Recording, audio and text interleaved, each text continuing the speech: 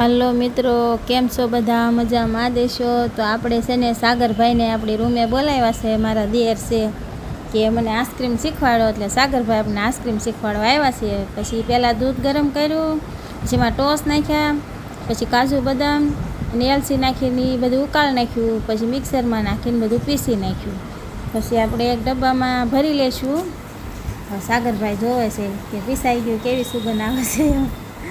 હવે ડબ્બામાં ભરે છે. અમારો ફઈનો છોકરો મારો ભાઈ છે, એ એમ કહે છે 1 નંબર બન્યો એમ. જો ડબ્બામાં ભરી લઈશું. પછી એમાં કાજુ બદામને ધરાક ને તૂટી ફૂટી એવું નાખીને પાછું આપણે ફ્રીજમાં મૂકી દીધું. પછી સવારે જોઈશું. હવે આપણે સવારમાં આઈસ્ક્રીમ કાઢ્યું તો જોઈ કેવું બન્યું છે, જામી ગયું છે કે નહીં. બાલુબેનને દેવી કે બાલુબેન ચાખો. બાલુબેન ના પાડે, જો પાટું મારી દીધું કે નહીં ખાવું મારે, કે મમ્મી નહીં ખાવું, પાટે પાટે ધકાઈ દે છે. જુઓ હવે જોઈએ બાલુબેન શું જવાબ આપે, શાખે છે કે નહીં. મેં કીધું બાલુ શાક તો ખરી, સાગર કાકાએ બનાવ્યું કેવું બન્યું છે. બાલુ સાગર કાકાને માંડ રાખીને શાખે છે. બોલો,